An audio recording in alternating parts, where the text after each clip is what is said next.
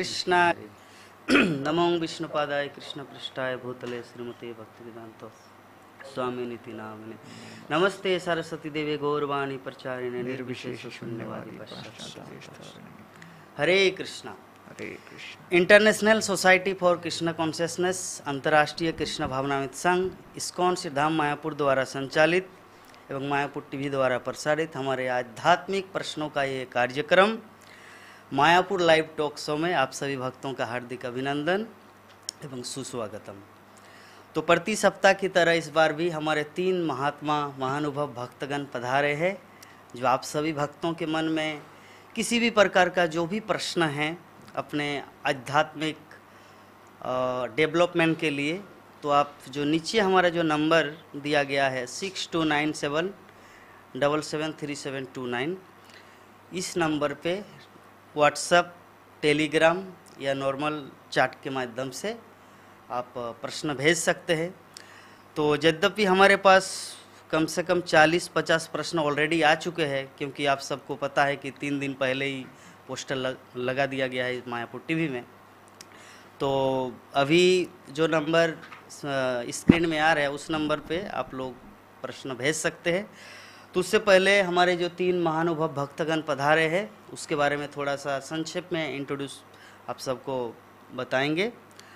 तो हमारे बीच में जो है श्रीपाद गौरांग प्रभु, जो प्रभु जी का संक्षेप में यहाँ पर थोड़ा मेंशन किया जाएगा कि Prabhu ji is a BTech graduate from IIT Bombay and is serving in various capacities at national and global level in ISKCON organization.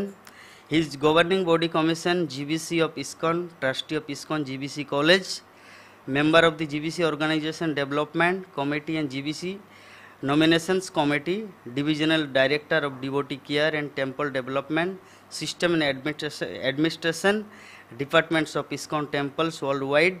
He is the director of the Govardhan Eco Village, a United Nations World Tourism Organization award winning Eco Village community and co-president of the ISKCON Chowpatty Temple.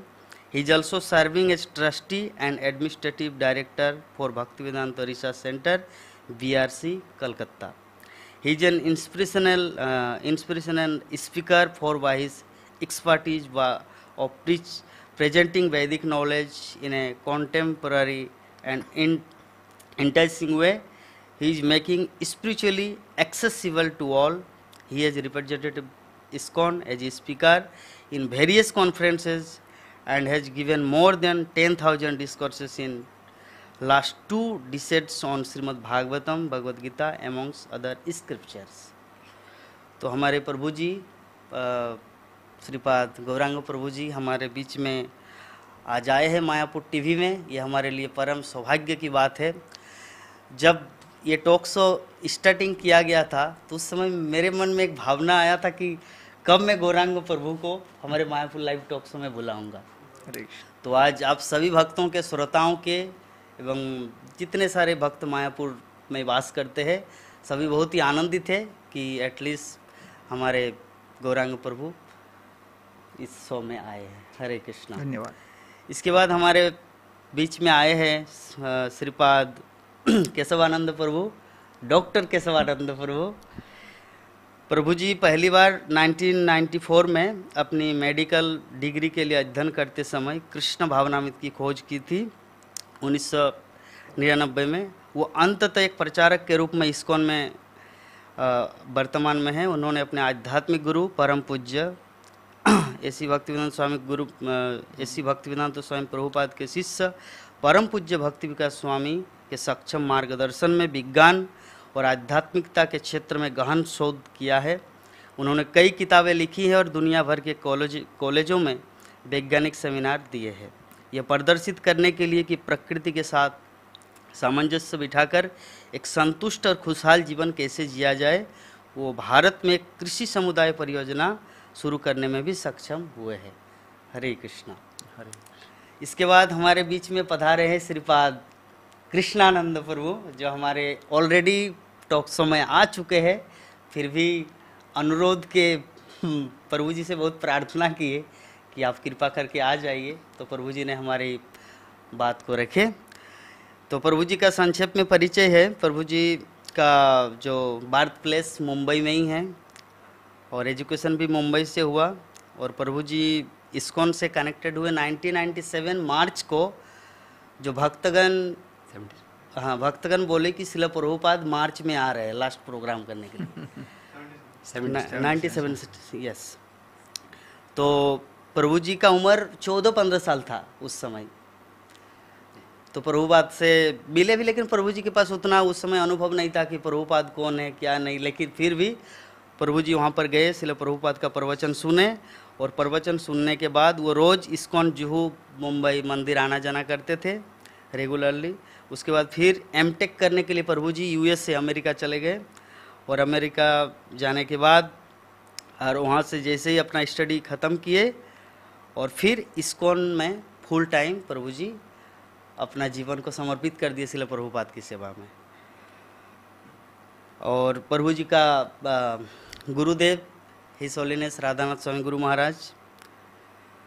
तो चलिए तीनों प्रभु जी के बारे में संक्षेप में परिचय प्रदान किए। तो अभी बहुत सारे प्रश्न आए हैं, तो उसमें से पहला प्रश्न है हमारे श्रीपाद गौरांग प्रभु जी के लिए। हरे कृष्ण प्रभु जी, दंडवत प्रणाम। प्रभु जी, मेरा प्रश्न है, कुरुक्षेत्र में कौरव और पांडवों का युद्ध हुआ था, तो पृथ्वी में तो बहुत सारे जगह खाली पड़े हैं, लेकिन कुरुक्षेत्र को ही क्यों चुना गया? इसके पीछे क्या रहस्य है? Rajiv Tripathi, new Delhi, India. हरे कृष्णा। तो कृष्ण कहते हैं, परित्राणाय साधूनां विनाशाय च दुष्कृताम। कोई सामान्य इस जगत का व्यक्ति भी बुद्धि लगाकर, कम से कम ऊर्जा लगाकर अधिक से अधिक परिणाम प्राप्त करता है। वैसे ही भगवान श्री कृष्ण ने जब जरासंध के साथ युद्ध किया, 17 बार उसको हराया, लेकिन 17 बार पूरे जरासंध के सैनिक, हर सैनिक को समाप्त किया, लेकिन जरासंध को छोड़ दिया, क्योंकि श्री कृष्ण ने देखा कि जरासंध बड़ा ही उत्साह के साथ पूरे विश्व के असुरों को जुटाकर एक साथ लेके आ जाता है।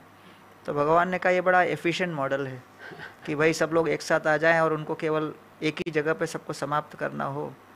वैसे ही कुरुक्षेत्र की युद्ध भूमि में भगवान ने सभी कौरवों को एकत्रित किया और अर्जुन को निमित्त बनाकर उन सभी को समाप्त करके एक धर्म की संरक्षण में योजना बनाई। तो मैं कहता हूँ कि कुरुक्षेत्र जो है ऑपरेशन थिएटर था, मानव समाज पेशेंट था, दुर्योधन दुशासन कौरव ट्यूमर जैसे थे, कृष्ण अर्जुन थे, और कृष्ण जो थे मेन सर्जन थे और अर्जुन जो थे उनके ऑपरेशन के लिए अस्त्र थे। और अर्जुन को उन्होंने इंस्ट्रूमेंट या निमित्त बनाकर ये मानव समाज के ऊपर सर्जरी करके पुनः धर्म के स्वरूप में मानव समाज को स्वस्थ बना दिया। तो सर्जरी के लिए ऑपरेशन थिएटर तो लगता ही है, तो कुरुक्षेत्र को ऑपरेशन थिएटर के रूप में प्रयोग किया। बहुत सुंदर। नेक्स्ट प्रश्न हमारे श्रीपाद डॉक्टर केशवानंद प्रभु से। हरे कृष्ण प्रभु जी, दंडवत प्रणाम। प्रभु जी, मेरा प्रश्न है, जब श्रील व्यासदेव ने नारद मुनि के आदेश अनुसार श्रीमद् भागवत की रचना की है, तो उसके बाद भी आजकल वर्तमान समय में उपनिषदों का तथा पुराणों को क्यों पढ़ा जाता है, जबकि भागवतम सभी ग्रंथों का सार ही सार, सारातिसार? Please explain. Sudha Agarwal, Toronto city, Canada. Well, Upanishad और उसको इसलिए पढ़ा जाता है क्योंकि वो ख़राब नहीं है, वो भी वेद शास्त्रों के भाग ही हैं। और शायद लोगों को इन्फॉर्मेशन नहीं है। एक बात तो यह है कि श्रीमद् भागवतम ग्रंथराज है और सारे शास्त्रों का सार है, और गलत गलत फ़िलासफ़ीज़ भी हैं इस संसार में। मायावाद है, अद्वैतवाद है, इनफैक्ट वेस्टर्न फ़िलासफ़ीज़ भी हैं। वेस्टर्न फ़िलासफ़र्स भागवतम को ज़्यादा मानते नहीं, उपनिषदों वैदिक ट्रेडिशन को मानते हैं। सो आई थिंक एजुकेशन की कमी है, एजुकेशन देने वालों की कमी है, और कन्फ्यूजन्स बहुत ज़्यादा हैं। अगर कोई ऐसा कोई वैदिक कॉलेज हो जहाँ पर हम सिस्टमैटिक पढ़ाएं, जैसे जीवा गोस्वामी ने तत्संदर्भ में एक्सप्लेन किया सिस्टमैटिकली कैसे भागवतम सबका कंक्लूजन है, तो आई थिंक क्लैरिटी हो जाएगी। बट थोड़ा मुश्किल है क्लैरिटी करना, बट लोग एजुकेशन दे रहे हैं, अगर पढ़ेंगे सिस्टमैटिकली तो एक कंक्लूजन पे आ जाएंगे ठीक से। बहुत सुंदर। नेक्स्ट प्रश्न हमारे श्रीपाद कृष्णानंद प्रभु जी से। हरे कृष्ण प्रभु जी, दंडवत प्रणाम। प्रभु जी, मेरा प्रश्न है, श्री चैतन्य महाप्रभु भगवान है, ये सिर्फ वही जानते हैं जो चैतन्य चरितामृत पढ़ते हैं, पर इस्कॉन तथा गौड़ीय वैष्णव संप्रदाय को छोड़कर कोई ज़्यादातर चैतन्य चरितामृत में रुचि नहीं लेते, तो कैसे उनको समझ में आएंगे कि महाप्रभु भगवान है? शशिकांत गुप्ता, सिंगापुर। यही श्रील प्रभुपाद जी का योगदान है कि उन्होंने चैतन्य महाप्रभु को पूरे विश्व में प्रसिद्ध किया है। और अगर आप चैतन्य चरितामृत पढ़ते हैं, स्पेशली आदि लीला में, प्रभुपाद जी बहुत विस्तार में बताते हैं, सबूत के साथ, अलग अलग पुराणों से। श्रीमद् भागवत में तो बहुत फेवरेट श्लोक है, कृष्णम वर्णम तुषा कृष्ण। उसके अलावा पुराण से भी और संहिताओं से भी, कि डायरेक्टली इनडायरेक्टली बहुत सारे प्रूफ्स हैं। तो हमारा कर्तव्य है श्रील प्रभुपाद जी के परंपरा में आने से कि लोगों को जागृति पैदा करें। मुझे याद है जब पहले श्रील प्रभुपाद जी के समय जब जुहू में थे, तो प्रभुपाद जी ने ये जोड़ दिया था पीछे गुजरात के लिए, कहा कि गुजरात महाराष्ट्र में लोग चैतन्य महाप्रभु को भगवान के रूप में नहीं जानते। पूर्व में बंगाल में फिर भी लोग कुछ जानते हैं। तो Prabhupada ji Buddhist distribution party को कह रहे थे कि आपका कर्तव्य है कि पुस्तकों के प्रचार के द्वारा, प्रवचन के द्वारा लोगों को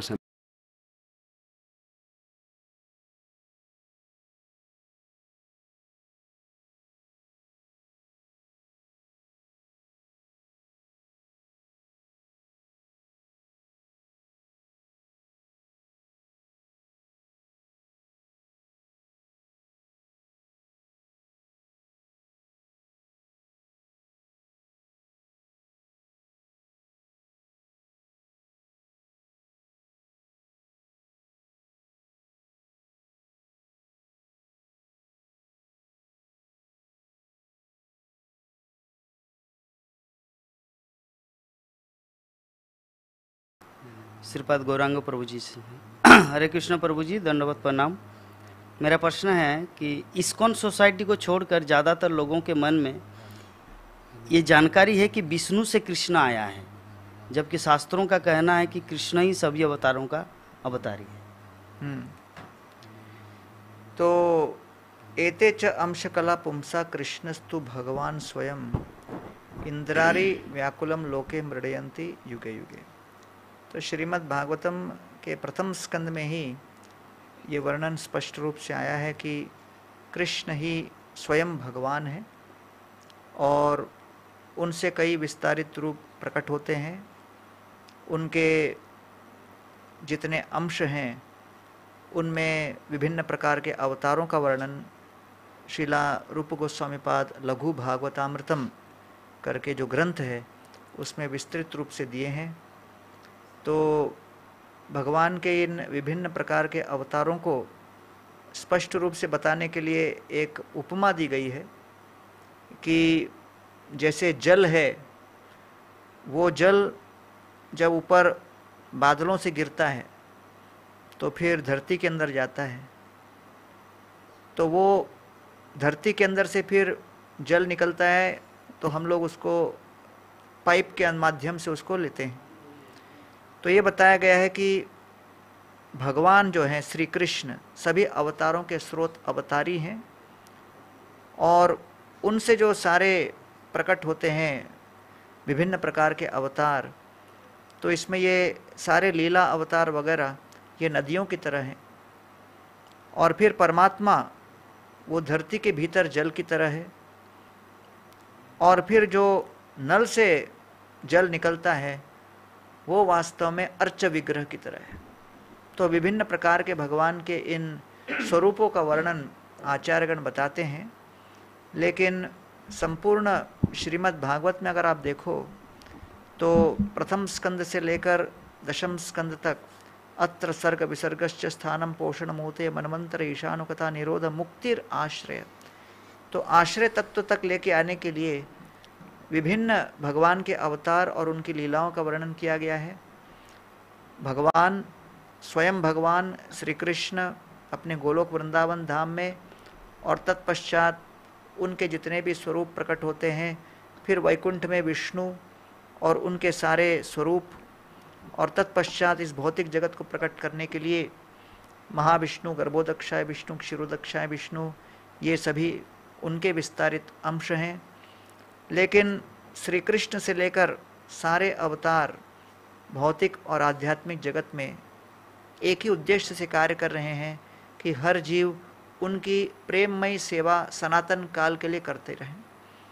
तो जो उनकी सेवा में गोलोक धाम में लगे हुए हैं वो तो लगे ही हुए हैं, जो भौतिक जगत में हैं उनको कैसे उन तक पहुंचाया जाए, इसके लिए गुरु, साधु, शास्त्र सभी भिन्न भिन्न प्रकार के अवतारों के प्रति बद्ध जीवों का ध्यान आकर्षित करना चाहते हैं। और इसलिए भगवान श्री कृष्ण के दशम स्कंद में श्रीमद् भागवत की अगर लीला देखो तो महाविष्णु तक भगवान श्री कृष्ण का दर्शन करने के लिए आतुर होते हैं। जब गोपियाँ एक बार श्री कृष्ण को खोजते हुए वन में जाती हैं तो चतुर्भुज नारायण का स्वरूप को देखती हैं, तो उस समय जब राधा रानी उन नारायण के सामने प्रकट होती हैं तो भगवान श्री नारायण अपने 4 हाथों से द्विभुज श्री कृष्ण भगवान स्वयं के स्वरूप में प्रकट हो जाते हैं, राधा रानी के प्रेम में पूरी तरह पिघल के। तो इसलिए बहुत सारे प्रमाण अलग अलग शास्त्रों में दिए गए हैं। और जीव गोस्वामी पाद ने श्रीमद् भागवत और अन्य ग्रंथों के आधार पर एक ग्रंथ लिखा है जिसका नाम है भागवत संदर्भ, और उसके अंतर्गत उन्होंने भगवान श्री कृष्ण अवतारी हैं, सब अवतारों के स्रोत हैं, उसको प्रमाणित किया है। परमात्मा संदर्भ उसमें विस्तृत रूप से परमात्मा तत्व का विवरणन किया है। वैसे लघु भागवतामृत रूप गोस्वामी पाद का उसमें सभी अवतारों का विस्तृत रूप से विश्लेषण है। बहुत सुंदर। तो हमारे प्रभु जी जो बहुत ही विस्तृत रूप से बताए कि बाहर के लोग क्यों विष्णु को कृष्ण से श्रेष्ठ मानते, क्योंकि वो लोग शास्त्रों का जो निचोड़ है वो पढ़ते ही नहीं। तो प्रभु जी जैसे एग्जाम्पल दिए श्रील जीव गोस्वामी का भागवत संदर्भ, परमात्मा संदर्भ, लघु भागवतामृत, अगर हम लोग इसको अध्ययन करेंगे तब पता चलेगा कि सच में कृष्ण से ही विष्णु आए हैं, विष्णु से कृष्ण नहीं आए। नेक्स्ट प्रश्न श्रीपाद केशवानंद प्रभु जी के लिए। हरे कृष्ण प्रभु जी, दंडवत प्रणाम। प्रभु जी मेरा प्रश्न है, श्रील प्रभुपाद को बचपन से ही कृष्ण भक्ति मिला था, जिसके फलस्वरूप भविष्य में महान वैष्णव के रूप में वो विख्यात हुए। तो क्या जो भी शुद्ध भक्त बनना चाहे तो क्या बचपन से ही भक्ति करना जरूरी है? बीच में अगर कोई भक्ति स्टार्ट करे तो क्या वो शुद्ध भक्त नहीं बन सकता? रमेश झा, नालंदा विहार से। हिंदी में कहावत है, जब जागे तब सवेरा। सो शिला प्रभुपाद जो शुद्ध भक्त है उन्होंने खुद चैतन्य चरितमृता में लिखा है कि 1 सेकंड में शुद्ध भक्त बन सकते हैं। और शिला प्रभुपाद से किसी ने क्वेश्चन पूछा था डिसाइबल ने, और प्रभुपाद कितना टाइम लगेगा शुद्ध भक्त बनने? प्रभुपाद ने कहा अभी बन सकते हो, अगर तुम चाहते हो तो ज़रूरी नहीं है बचपन से करें, ज़रूरी नहीं है बुढ़ापे में करें, ज़रूरी हो सकता है आप पिछले जन्म से भी करते आ रहे हो तब भी शुद्ध भक्त ना बनो, हो सकता है आप करोड़ों जन्म तक करते रहो तब भी शुद्ध ना बनो। पॉइंट है अगर इच्छा है बनने की तो हम बन सकते हैं। शिला प्रभुपाद से डिवोटी ने पूछा था एक बार, Prabhupada what is Krishna conscious? Prabhupada के पास टाइम नहीं था, प्रभुपाद जा रहे थे, आई थिंक कहीं अमेरिका, कहीं फॉरेन अमेरिका में थे। प्रभुपाद ने बोला Krishna consciousness mean desire. Rupa Goswami भी कह रहे हैं तत्र लौल्यम अपि एकलम मूल्यम। सो अगर इच्छा है तो हम प्राप्त कर सकते हैं। संसार में भी ऐसी होते हैं, अगर बहुत प्रगाढ़ इच्छा होती है तो चीज़ मिल जाती है। और आई थिंक बाइबल में भी लिखा है knock the door and it shall open. So अगर हम चाहते हैं तो शुद्ध भक्ति अभी मिल सकती है, हम नहीं चाहते तो हम कुछ भी करते रहें, शुद्ध भक्ति नहीं मिलेगी। बहुत सुंदर। नेक्स्ट प्रश्न श्रीपाद कृष्णानंद प्रभु जी के लिए। हरे कृष्ण प्रभु जी, दंडवत प्रणाम। मेरा प्रश्न है, व्यासदेव ने इतने सारे शास्त्र, उपनिषद, पुराण, वेद, महाभारत, श्रीमद् भागवतम की रचना की है, और हम लोग देखते हैं ऋषि वाल्मीकि केवल रामायण की रचना की है। क्या वजह है? उन्होंने भगवान के बाकी अवतारों का वर्णन क्यों नहीं किया? सिद्धार्थ तिवारी, मुंबई से। एक्चुअली आध्यात्मिक ज्ञान तो अनंत है। कविराज गोस्वामी कहते हैं कि जैसे आकाश जो है वो अनंत है, लेकिन पक्षी जो है अपनी अपनी योग्यता के अनुसार ऊपर उड़ते हैं। और ऐसा है कि भगवान हर एक को अलग प्रकार से प्रेरणा देते हैं। तो वाल्मीकि को स्वयं नारद मुनि ने प्रेरणा दी कि आप ऐसी रचना करो भगवान राम की लीला के बारे में। जैसे कृष्णदास कविराज गोस्वामी है, वो मदन मोहन भगवान के पास गए, सब भक्तों ने रिक्वेस्ट किया, भगवान ने उनको आशीर्वाद दे कि आप ग्रंथ लिखिए चैतन्य महाप्रभु के बारे में। तो ऐसा नहीं है कि मतलब उनको ऐसे ज्ञान नहीं मिल सकता था, लेकिन भगवान ने जिसको जिस तरह से प्रेरणा दी। भक्ति में ऐसा है कि हर कोई परफेक्ट है। जैसे अभी ये बोतल है, इसमें आधा लीटर पानी है, ये अपने आप में पूर्ण है। कोई ये 1 लीटर पानी वाला है, वो भी पूर्ण है। तो भगवान की बहुत सारी लीलाएँ, बहुत ही अवतार हैं, उनका कोई अंत ही नहीं है। लेकिन जिसको भगवान जितना प्रेरणा देते हैं उतना ही वो वर्णन करता है। तो जैसे वृंदावन दास ठाकुर बार बार कहते हैं कि इसके बाद भी और व्यासदेव के प्रतिनिधि आएंगे, इस पर और लीलाओं को और बताएंगे। तो ये इस प्रकार की भगवान की जो प्रेरणा है अलग अलग भक्तों को अलग प्रकार से हुई है। वाल्मीकि को रामायण से हुई, कृष्णदास कविराज गोस्वामी को चैतन्य लीला से हुई, शुकदेव गोस्वामी को कृष्ण लीला से हुई। तो ये अलग अलग वैरायटीज़ हैं। मतलब जैसे एक ही गोल्ड है, उसके अलग अलग बनाए, किसी ने रिंग बनाया, किसी ने गार्लैंड बनाए, किसी ने पैरों का बनाया। तो भगवान के नाम अनंत, लीला अनंत, रूप अनंत। तो जो भी भगवान जिसको प्रेरणा दे, उसकी पूर्णता है, उसी रूप में भगवान का गुणगान करें। अच्छा, just and this one point. जैसे बहुत फेमस कहानी है कि मुरारी गुप्ता की, वो भी राम भक्त थे। मुरारी गुप्ता का तो भगवान परीक्षा लेते हैं, मुरारी आप कृष्ण की भक्ति करो, ज़्यादा अच्छा है ना। भगवान राम अच्छे हैं, लेकिन कृष्ण में और गुण है, i13 के बाद i14, 15 Pro Max, तो और फीचर्स मिलेंगे आपको। कृष्ण में 4 गुण ज़्यादा है। तो मुरारी गुप्ता मतलब उन्होंने स्वीकार किया, लेकिन हृदय नहीं माना उनका। बुद्धि बल से ठीक है कि भगवान कृष्ण में ज़्यादा गुण है, लेकिन वो घर में जाके रोने लगे और सोचने लगे कि रघुनाथे पादय बेचाई ओ माता, काढ़ी तेना पारे माथा, पाई बड़ा व्यथा। मैंने भगवान राम के चरणों में अपना सिर बेच दिया, तो मैं नहीं छोड़ सकता। वो रोने लगे, बोले प्रभु आप बोलो तो मैं आत्महत्या कर लूँगा, लेकिन मैं आपको राम को नहीं त्याग कर सकता। भगवान मुस्कुरा कर बोले साधु तुम्हें राम किंकर हनुमान। ऐसे अनुपम कवि। तो in one sense yes Krishna best हैं, लेकिन अदर सेंस सब अपने आप में पूर्ण हैं। प्रहलाद महाराज की नरसिंहदेव पूर्ण है, किसी के लिए मत्स्य अवतार पूर्ण है। तो ये यथा मंत्र। बहुत सुंदर प्रभु जी, बहुत सुंदर तरीके से आप समझाए। हमारे नेक्स्ट प्रश्न आए हैं श्रीपाद गौरांग प्रभु जी के लिए। ये प्रश्न करता है हमारे श्रीपाद श्रीधर प्रभु। हरे कृष्ण प्रभु जी, दंडवत प्रणाम। मेरा नाम श्रीधर प्रेम सिंधु दास है, श्रीधाम मायापुर से। मेरा प्रश्न श्रीपाद गौरांग प्रभु से कि मन और आत्मा एक है या अलग? यदि अलग है तो लोग कहते हैं आपका आत्मा जब तक चाहता तब तक खाओ, सब कुछ खाओ पियो मौज करो। तो ये बात आत्मा चाहता है या मन? कृपा करके मार्गदर्शन कीजिए। देखिए, दूसरे अध्याय गीता में भगवान ने विस्तृत रूप से आत्मा का वर्णन कर दिया कई श्लोकों में। न जायते म्रियते वा कदाचिन, और वासांसी जीर्णानि यथा विहाय, इत्यादि इत्यादि श्लोकों में आत्मा को स्थूल और सूक्ष्म दोनों शरीर से भिन्न बता दिया। तो भूमिरापो अनलो वायु खम मनो बुद्धिर एवच अहंकार इति में भिन्ना प्रकृति राष्ट्रदा। तो ये पंच तत्व और मन, बुद्धि और अहंकार, ये 8 तत्व मिलाकर स्थूल और सूक्ष्म शरीर, और उसके अंदर जो है आत्मा। तो ये आत्मा वास्तव में इसे संपूर्ण स्थूल और सूक्ष्म शरीर को चलायमान रखी है। वसुदेव जी जब कंस को समझाने का प्रयास कर रहे थे, आपको पता ही है कि जब अचानक कंस ने आकाशवाणी सुनी तो अपने हाथ में तलवार ले लिया और देवकी का सर काटने ही वाले थे एक ही क्षण में। तो कंस के पास असीमित मात्रा में शक्ति थी, हाथ में तलवार थी और तलवार हाथ में उठी हुई थी। देवकी का केस उनके हाथ दूसरे हाथ में था और अगले ही क्षण वो तलवार नीचे आ जाता। तो देखा जाए तो निराश होने वाली अवस्था थी। तो वसुदेव उस अवस्था में निस्सहाय हुए, लेकिन निराश नहीं हुए और तुरंत उन्होंने कंस को समझाने का प्रयास किया कि भाई आप मृत्यु से बचना चाहते हो, लेकिन मृत्यु से बचना संभव नहीं, क्योंकि मृत्यु आज नहीं तो कल आनी है। ये स्थूल और सूक्ष्म शरीर को छोड़कर आत्मा दूसरी जगह जाएगी। और उस समय उन्होंने ये उपमा दी कि जैसे चंद्रमा का प्रतिबिंब अगर किसी जलाशय पे आता है तो फिर वो जलाशय चमकने लगता है।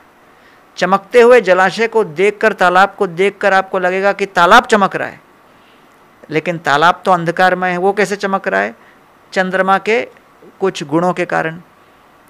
और फिर उस प्रतिबिंब को देखो तो चंद्र भी कंपित होता हुआ दिखेगा। चंद्र तो स्थिर है, तो कंपित होता हुआ कैसे दिख रहा है? क्योंकि वो जल का स्वरूप है कि वो कंपित होता है। तो अर्थात उस जल के अंदर चंद्रमा के प्रतिबिंब में चंद्रमा और जल ने एक दूसरे के कुछ गुणों को आपस में बांट लिया है। तो चंद्रमा ने अपने प्रकाश को कुछ समय के लिए लोन दे दिया, और फिर वो जल ने अपने कंपन की जो प्रक्रिया है वो चंद्रमा को दे दी। उसी प्रकार जब आत्मा इस शरीर के अंदर आती है तो शरीर और आत्मा का आपस में गठबंधन हो जाता है। आत्मा का गुण है आनंद, तो जब रसगुल्ला खाते हैं तो बड़ा आनंद आता है, लेकिन वास्तव में वो जिह्वा ने वास्तव में आत्मा से उस आनंद के गुण को थोड़ा लोन लिया है कुछ समय के लिए। लेकिन शरीर नश्वर है, इसलिए आत्मा के अंदर सनातन होते हुए भी, न जायते म्रियते व कदाचिन होते हुए भी एक मृत्यु का भय आ जाता है। तो आत्मा का गुण भय नहीं, प्रकृति का वहाँ से स्रोत है उसका, लेकिन दोनों एक दूसरे के साथ मिलने के कारण प्रकृति भय देती है और आत्मा आनंद देती है। और जो भी हम आनंद अनुभव करते हैं इंद्रिय विषय भोग में और बाकी सब भोग में, वो आत्मा जब तक है तब तक चलेगा, और प्रकृति से जो भय उत्पन्न होता है वो जब तक आत्मा अपने आप को शरीर या और प्रकृति के साथ जो है कंडीशन मान जाती है, because of the condition nature, बद्धावस्था के कारण, उसके साथ आइडेंटिफाई करने के कारण ये होता है। तो इसलिए हमको आत्म साक्षात्कार के माध्यम से समझना है कि वो आत्मा शरीर नहीं, वो आत्मा इंद्रियां नहीं, वो आत्मा मन नहीं, वो आत्मा हमारी आत्मा है जो परमात्मा के साथ सनातन रूप से जुड़ी हुई है। इस प्रकार वसुदेव जी ने कंस को ये तत्वज्ञान दिया, क्योंकि हम लोग सभी भागवतम क्लास देते हैं लेकिन अच्छे माहौल में देते हैं। वसुदेव के सामने बड़ी चुनौती थी, श्रोता एक ही था कंस, वो भी बड़े आराम से श्रोता नहीं थे, हाथ में तलवार उठी हुई थी। हर एक लाइन जो है वसुदेव को सोच समझ के बोलना था कि अगर श्रोता को एक लाइन पसंद नहीं आया तो तलवार नीचे आ जाएगी, बहुत ज़्यादा पसंद नहीं आया तो शायद वक्ता को ही मार दे। तो इसलिए उस समय जो उन्होंने दशम स्कंद में ये कंस को सुनाया, आत्मा और शरीर के बीच किस प्रकार का संबंध है, ये तत्वज्ञान उसमें बहुत अच्छी तरह से समझाया गया है। बहुत सुंदर, साधु साधु साधु, बहुत सुंदर। तो एक्सप्लेन करने का ज़रूरत नहीं, हमारे श्रीधर प्रभु जी समझ ही गए। अब एक नेक्स्ट प्रश्न आए हैं वॉइस SMS के माध्यम से, क्योंकि उनका टाइपिंग करने का समय नहीं, गाड़ी चला रहे। प्रभु जी है गौरांग रूप सनातन फ्रॉम बीरगंज नेपाल, उसका वॉइस SMS से थोड़ा सा ही पर प्ले कर देते हैं। कृष्णा जगन्नाथ प्रभु, जीवात्मा भगवान की तटस्थ शक्ति है, तो भगवान ने उनको बीच में यदि तट पे सृष्टि किया कि आध्यात्मिक जो वैकुंठ जगत में जीवात्मा को भगवान ने सृष्टि के प्रारंभ में सृजन किया। मतलब तटस्थ शक्ति मतलब बीच का शक्ति। तो इस तरह नदी का तट होता है, तो भगवान हम लोग के पास ऑप्शन दिए, भौतिक जगत बहिरंग शक्ति के अंदर में रहे या अंतरंग। मतलब मेरे कहने का जीव आत्मा को भगवान ने सृजन जब किया तो आध्यात्मिक वैकुंठ जगत में की मध्य जो हम लोग को तटस्थ जो बीच का जो कहते हैं। हरे कृष्ण। तो प्रभु जी ये प्रश्न आपके लिए है। सार हाँ, तो आप समझ गए ना, प्रश्न का सार यही है। वो बोले कि जैसे जो विष्णु तत्व है वो तो विष्णु तत्व है, जो जीव तत्व है तो ये तटस्थ था, मतलब वैकुंठ जगत में इनको सृष्टि किया गया या उनको बीच में ही रखा गया, तुम कभी इधर आओ कभी इधर आओ, ये कन्फ्यूजन में है। वेल ये कन्फ्यूजन नहीं है, क्योंकि एक्चुअली मध्वाचार्य अपने पूरे जो ऑन्टोलॉजिकल जो फिलॉसफी है या उसमें एक पॉइंट बताते हैं कि जो है वो है, उसमें दिमाग नहीं लगाना चाहिए।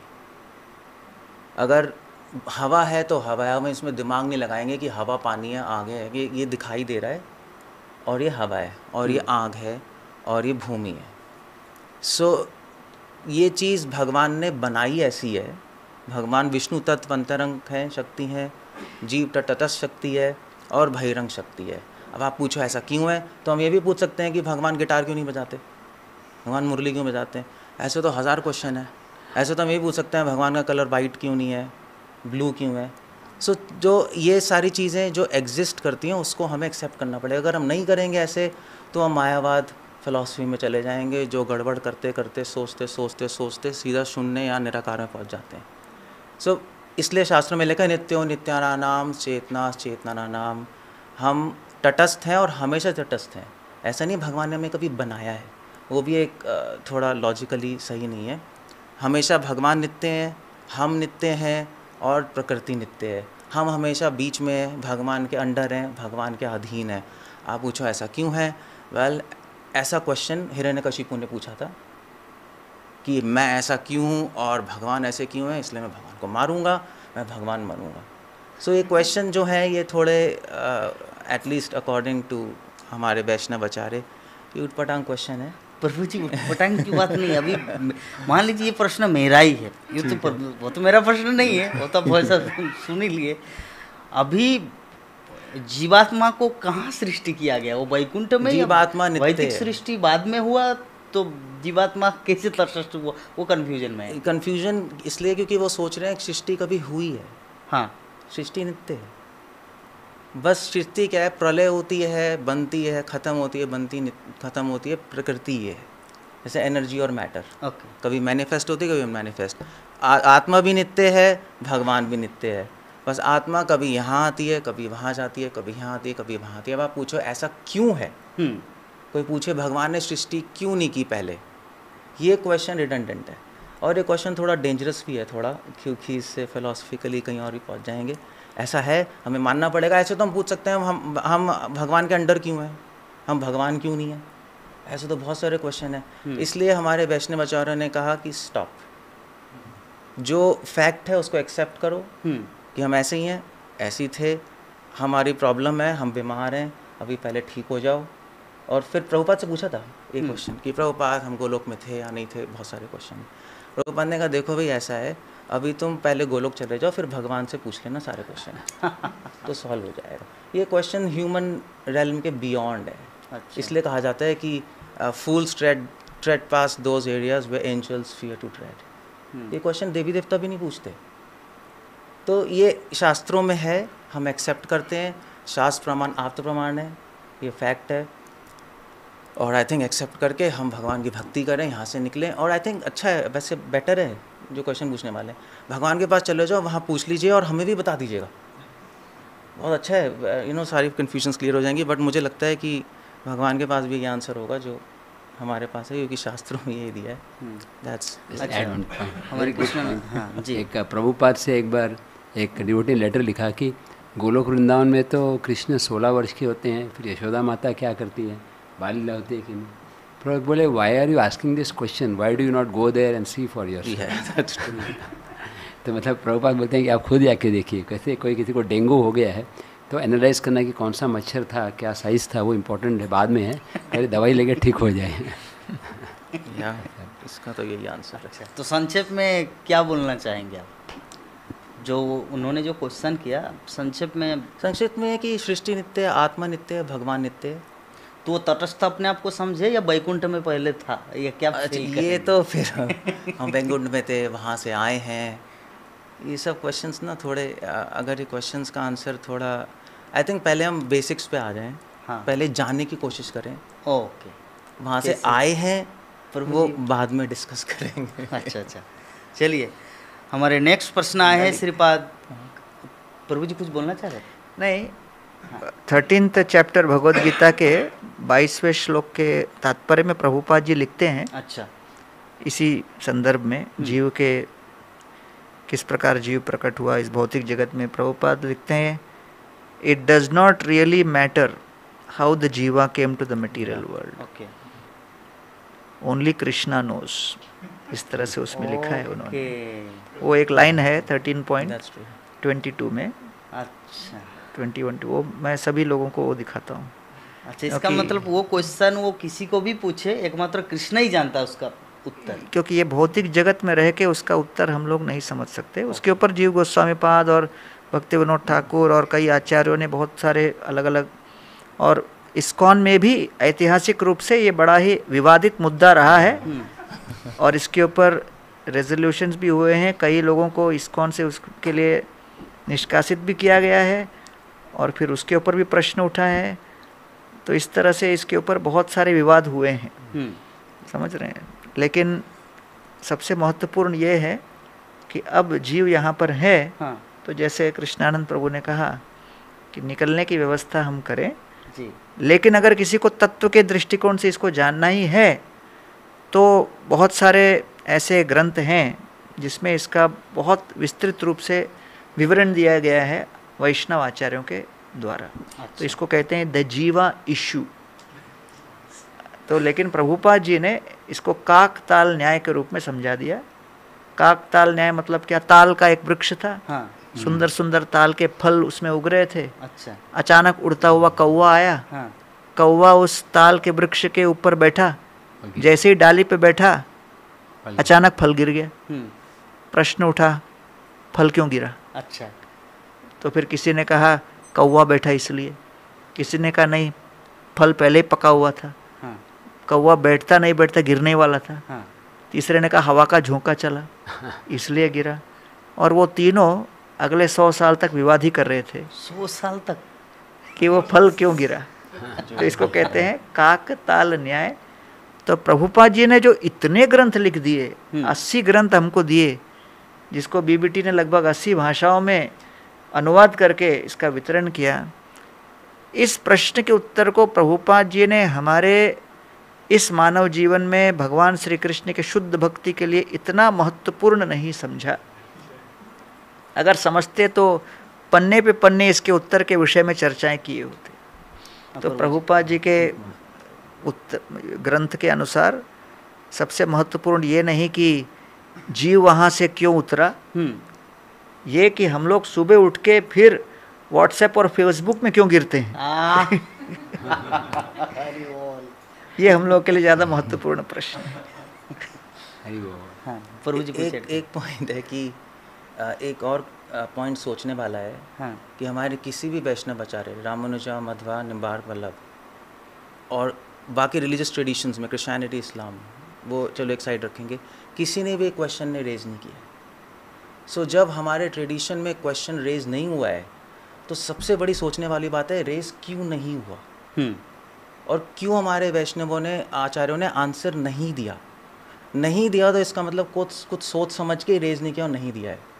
तो हम अगर वो क्वेश्चन रेज करेंगे और हम उसको आंसर देना चाहेंगे तो हम फंस जाएंगे उसमें। रामानुचार्य जी ने ये भी लिखा है कि कुछ इश्यूज़ पे बात नहीं करनी चाहिए, वो मर्यादा के बियॉन्ड होता है। जैसे आप कभी भी नहीं पूछ सकते कि आपके गुरु वैसे तो चलो ये इशू अलग है, बट आप कभी नहीं, आप गुरु से नहीं पूछ सकते कि आपकी चैंटिंग कंप्लीट हो रही है। यू कांट आस्क, मर्यादा के बियॉन्ड है। या आप कभी नहीं पूछ सकते अपनी माँ से कि आपको कैसे पता है मेरे फादर ही हैं, प्रूफ क्या है। ये मर्यादा के बियॉन्ड है। सो ये क्वेश्चंस कुछ मर्यादा के बियॉन्ड है जो हम नहीं पूछते, जो आचार्यों ने रेज नहीं किए। सो इसलिए जब उन्होंने नहीं किए तो हम क्यों कर रहे हैं, क्योंकि इसका मतलब है अपने भक्ति के लिए रिडंडेंट है, कोई ज़्यादा फ़ायदेमंद नहीं है, तो इसको छोड़ दें, वरना लाइफ इसी में वेस्ट हो जाएगी। बहुत सुंदर, जैसे प्रभु जी एग्जाम्पल दिए कि 100 साल ऐसे ही कौवा के। चलिए नेक्स्ट प्रश्न है धरणीधर प्रभु फ्रॉम गौड़िया मठ कलकत्ता से हमारे कृष्णानंद प्रभु जी के लिए। हरे कृष्ण प्रभु जी, मेरा प्रश्न है कि व्यासदेव ने शिव पुराण में शिव जी को भगवान बताया है, तो क्या वो गलत है या शिव पुराण झूठा है? पहली बात तो ये है कि ये भगवान शब्द के कई बार मतलब कृष्ण तो भगवान है ही, लेकिन कई बार भगवान का एक और अर्थ होता है जो बहुत पावरफुल व्यक्ति है। जैसे कई बार भगवान नारद, भगवान व्यास बताया जाता है। तो भगवान ऑफकोर्स कृष्णास्तु भगवान स्वयं, लेकिन कोई बहुत पावरफुल व्यक्ति को भी भगवान कहा जाता है। और दूसरी बात यह है कि ये जो दूसरे पुराण लिखे गए हैं वो उसका उद्देश्य क्या है कि जो अलग अलग गुणों में अलग अलग स्तर पे मानव हैं उनको धीरे धीरे उच्च अवस्था में ले जाना। सभी के लिए संभव नहीं है कि अहेतु की अप्रतिहता भक्ति करें। तो ये 18 पुराण हैं, जैसे आप सब जानते हैं कि प्रकृति के अलग अलग गुणों के लोगों के लिए हैं। तो कुछ हैं जो डायरेक्टली श्रीमद् भागवत के स्तर पे नहीं आ सकते और उनको इस तरह से उनकी श्रद्धा जो शिव जी में स्थापित है। वास्तव में अगर वो धीरे धीरे शिव जी की आराधना करते हैं, वास्तव में उनकी अगर इच्छा है परम सत्य को जानने की, तो धीरे धीरे उनको परम सत्य की ओर से, भगवान की ओर, कृष्ण की ओर आकर्षित हो जाएंगे अपने आप। नहीं, उनका प्रश्न ये नहीं कि वो शिव भक्त है, वो कृष्ण भक्त ही है, गौड़ीय मठ से दीक्षित है। वो मतलब मन में कन्फ्यूजन है कि कन्फ्यूजन इस बात का है कि श्रील व्यासदेव ने जो शिव महापुराण में शिव जी को भगवान संबोधित किए हैं, तो क्या नहीं, इसका मतलब मैंने पहले समझाया कि भगवान का मतलब ये नहीं है कि कृष्ण के स्तर पर हैं। ओके, लेकिन अच्छा। जैसे क्योंकि व्यासदेव ने स्वयं, जो गौरंग प्रभु ने शुरुआत में बताया, कृष्णास्तु भगवान स्वयं, शिव जी का क्या कहना, भगवान विष्णु भी, महाविष्णु भी दर्शन करना चाहते हैं, भगवान नारायण भी। तो उनका यहाँ पर जो भगवान शब्द का जो है अलग अलग मीनिंग है। एक तो है एब्सोल्यूट, कृष्णास्तु भगवान स्वयं, दूसरा कृष्ण स्वयं भगवान है, सारे अवतारों के स्तोत्र हैं। तो भगवान, कई बार नारद मुनि को भी भगवान नारद कहा गया, तो जिसमें भगवान के बहुत सारे ऐश्वर्य प्रकट हो गए हैं, उसको भी भगवान कहा जाता है। तो उस दृष्टि से व्यासदेव उनको भगवान कह रहे हैं। और ये बात तो है कि जैसे बताया गया, भगवान बोलते हैं कि जिसकी श्रद्धा होती है, कई बार कोई अल्टीमेटली परमात्मा ही सबको डायरेक्ट कर रहे हैं, तो किसी की श्रद्धा देवी देवता में क्यों होती है, उनका स्तर उस प्रकार से है, तो भगवान उनको स्थापित करते हैं कि यही आपके लिए श्रेष्ठ है। तो जैसे अभी कोई हाई स्कूल में स्टूडेंट है, 10वीं में है, तो उसको डायरेक्टली पीएचडी नहीं समझ में आएगा, तो उसको उसी स्तर पर है, और धीरे धीरे प्रभुपाद जी बोलते हैं somehow we must remain in the house of the Vedas. ये जो वेदों के बॉक्स में, वेदों के बिल्डिंग में है, तो धीरे धीरे अपने आप उत्थान हो जाएगा। तो शिव पुराण है, देवी पुराण है, तो ये अलग अलग स्तर पे लोग हैं, धीरे धीरे अंत में उनको अमल पुराण की ओर ले जाए। बहुत सुंदर, बहुत सुंदर प्रभु जी। ये पॉइंट तो है।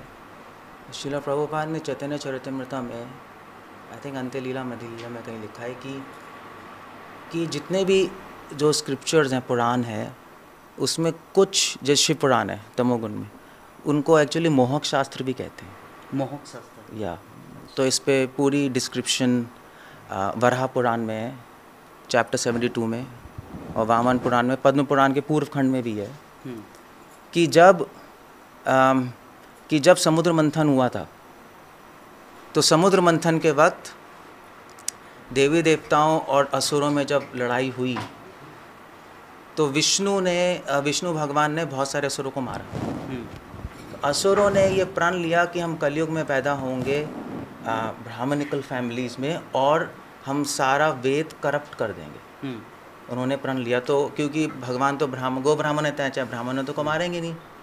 सो उन्होंने आकर फिर प्रण लिया, तो उन्होंने कई ऋषि मुनियों के भेष में आए और ऐसे ग्रंथों की रचना की जो कि प्रामाणिक नहीं है। सारे शास्त्र क्या है वो भी जानना बहुत ज़रूरी है, डिफाइन करना ज़रूरी है, हर किताब शास्त्र नहीं है।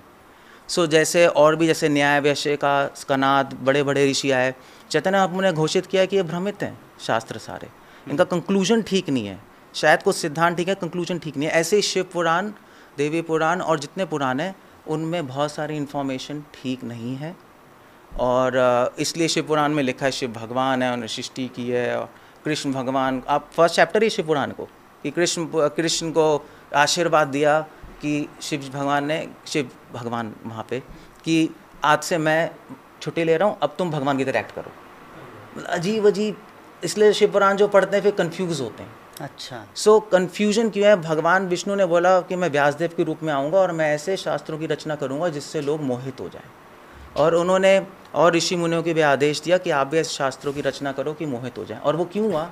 क्योंकि कली एक बार पहुंचा विष्णु के पास, ये वामन पुराण, वराह पुराण में लिखा। उन्होंने कहा कि भगवान आप मेरी मदद कीजिए, कलयुग आने वाला है, लोग लड़ेंगे कैसे? मैंने कहा कोई नहीं, मैं लड़वाऊंगा।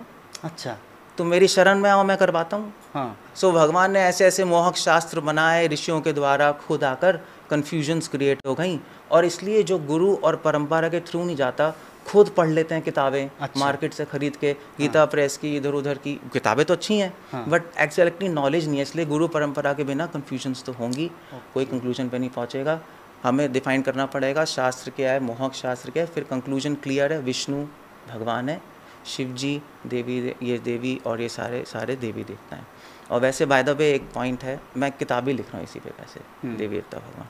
एक और पॉइंट है कि देवी पुराण में लिखा है देवी भगवान है, विष्णु शिव ब्रह्मा उनके अंडर हैं। तो पुष्टि संप्रदाय में एक आचार्य हैं पुरुषोत्तम आचार्य, उन्होंने बहुत अच्छा ग्रंथ लिखा है और ब्रह्मबात नाम है, एक्जैक्टली फॉरगॉट। उसमें लिखा है कि एक्चुअली जो वहाँ पे विष्णु ब्रह्मा और शिव हैं जो देवी के अंडर हैं, वो एक्चुअली भूतों के नाम है, वो भगवान नहीं है। बट वहाँ पे नाम दिए हैं तो लोगों को लगता है हाँ देवी के अंडर विष्णु शिव और ब्रह्मा जी हैं, बट एक्चुअली वो नहीं है। सो अगर हम रियली में समझना चाहते हैं भगवान कौन है, तो हमें रियली में किसी टीचर के पास जाके सही परंपरा में पढ़ना पड़ेगा, तब कंक्लूजन आएगा। बहुत सुंदर। तो ये पॉइंट वामन पुराण में है ना कि वामन कली पुराण भगवान, चैप्टर 72, वराह पुराण, पद्म पुराण पूर्व खंड, बहुत जगह है चीज़। बहुत सुंदर, बहुत सुंदर प्रभु जी, जो रेफरेंस के माध्यम से चीज़ को प्रमाणित किए। तो हमारे बीच में हमारे कृष्णानंद प्रभु किसी कार्य विशेष एक प्रोग्राम के लिए चले गए, तो हमारे पास आए हैं श्रीपाद भक्ति सिद्धांत सरस्वती प्रभु। भक्ति सिद्धांत प्रभु, ओके, आई थिंक भक्ति सिद्धांत सरस्वती प्रभु, ओके, उन्हीं की कृपा है। तो प्रभु जी के लिए प्रश्न है दिव्य गौरांग दास फ्रॉम भुवनेश्वर उड़ीसा से।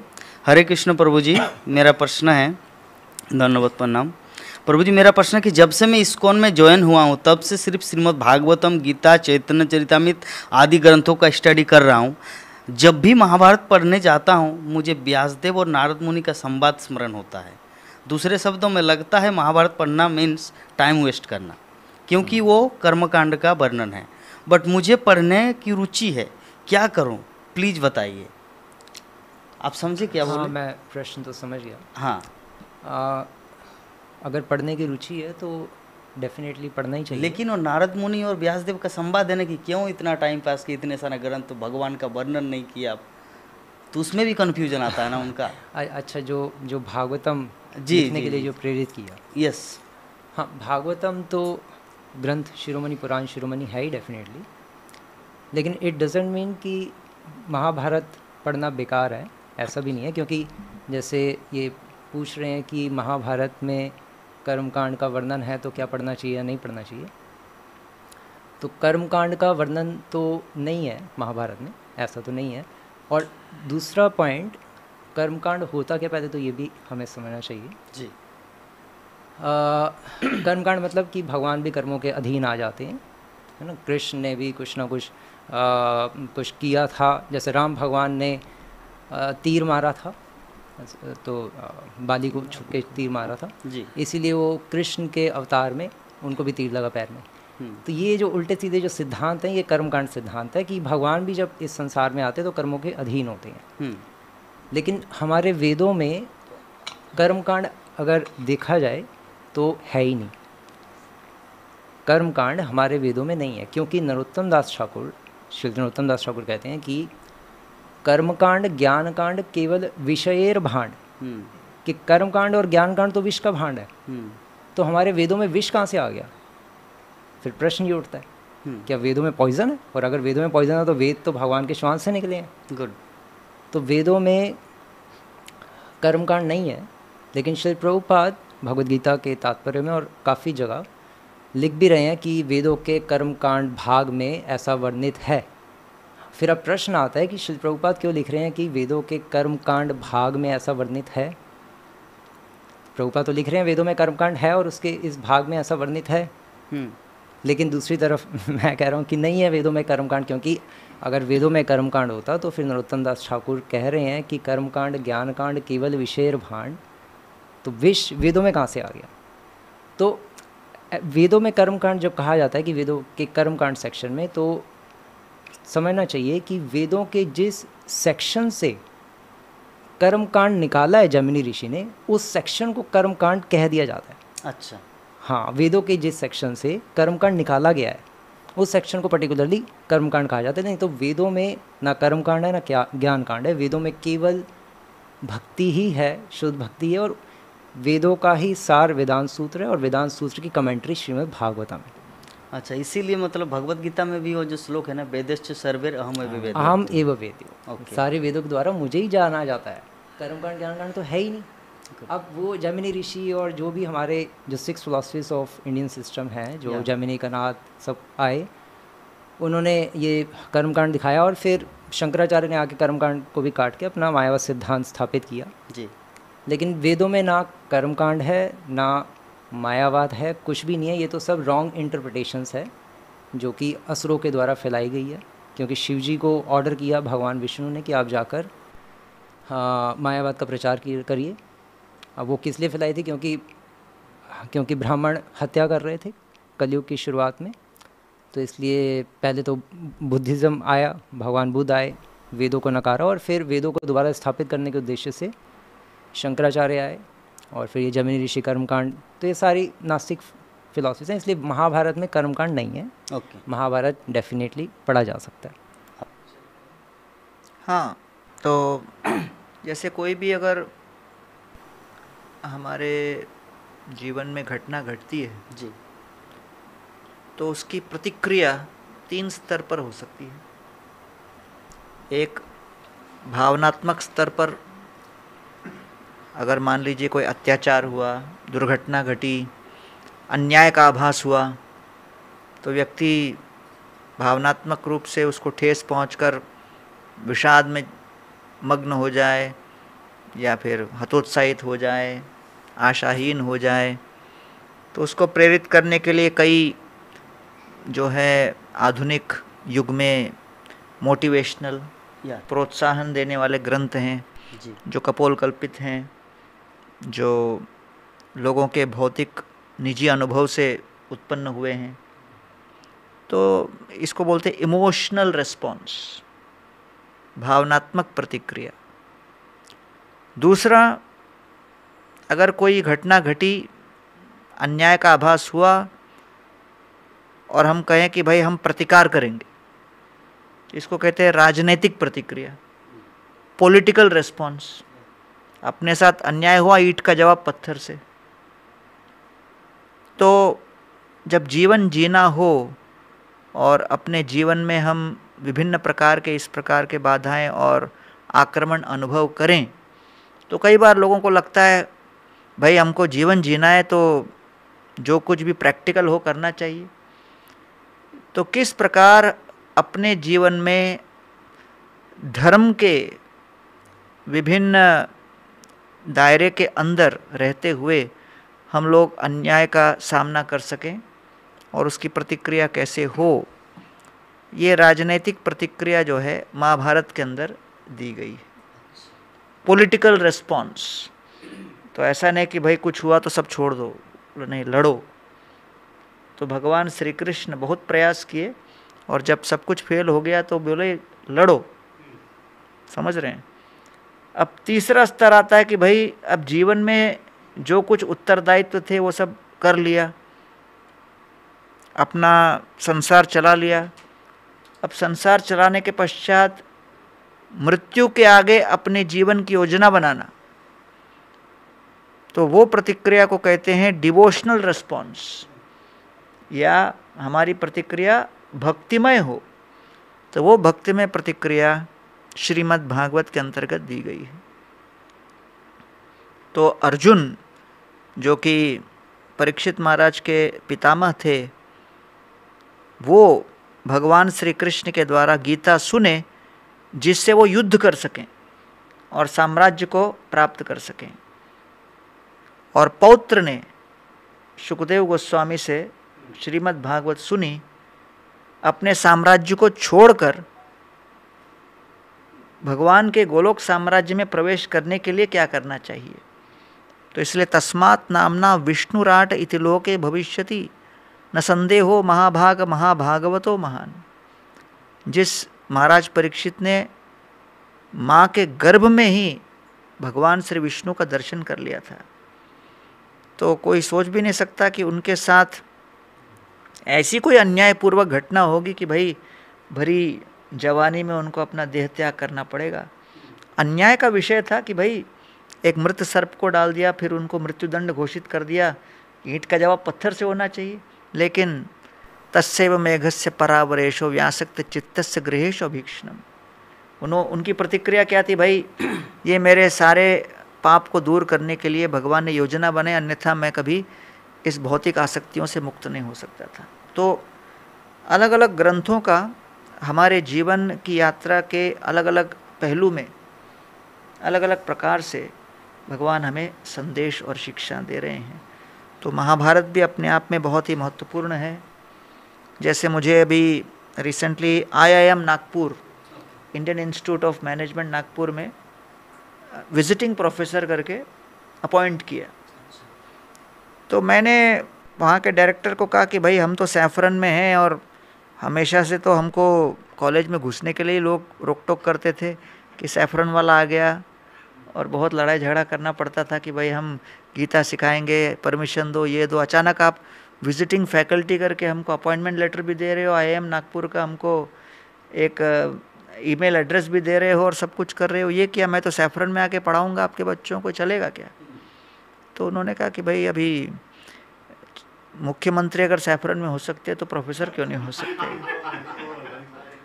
तो इंडियन नॉलेज सिस्टम जो कि न्यू एजुकेशन पॉलिसी के अंतर्गत NEP 2020 के अंतर्गत जो घोषित हुआ है, तो उसके अंतर्गत ये बताया कि हमारी शिक्षा प्रणाली में इंडियन नॉलेज सिस्टम अर्थात वैदिक सभ्यता और संस्कृति के आधार पर जो ग्रंथ हैं, उन ग्रंथों से जो मूल्य कोई भी छात्र अपने जीवन के कई समस्याओं के समाधान के लिए प्रयोग कर सके, जैसे रामायण, महाभारत, पुराण इत्यादि से, वो क्यों आज के युवा पीढ़ी को उनके सामने प्रस्तुत क्यों नहीं होना चाहिए?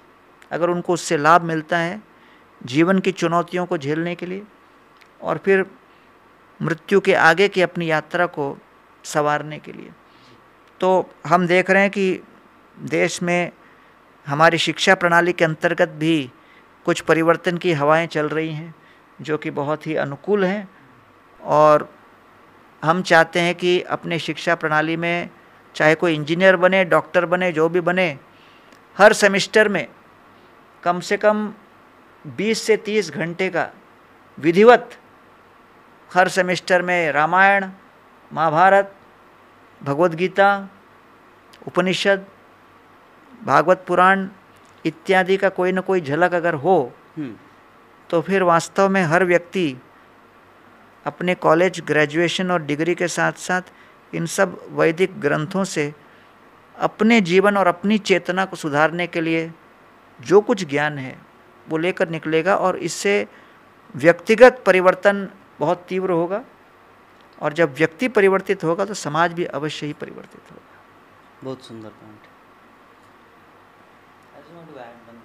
ये पर्सनल, ये जो डिवोटी पूछ रहे हैं, ये पर्सनल एक क्वेश्चन है, और इनको पर्सनली एक चीज़ बताना चाहूँगा कि इनको पर्सनल एक प्रॉब्लम है कि भागवतम पढ़ रहे हैं तो वेस्ट हो रहा है महाभारत पढ़ना। नहीं, तो गौरंग प्रभु ने आंसर दिया है, ये एक होलिस्टिक लेवल पे है।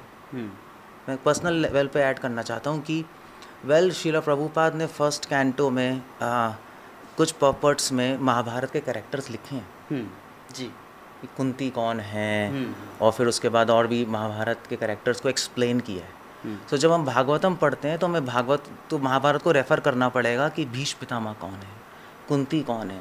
जब भीष्म पितामह की स्तुति पढ़ते हैं तो हमें डिज़ायर आती है कि भीष्म पितामह ने और क्या बोला था, वो सारा महाभारत में रिकॉर्डेड है। अच्छा, और अगर वो ये बात करे कि हम भागवत पढ़ रहे हैं, महाभारत क्यों पढ़ें, फिर तो एक क्वेश्चन उठता है कि हम गीता पढ़ रहे हैं तो भागवत क्यों पढ़ें।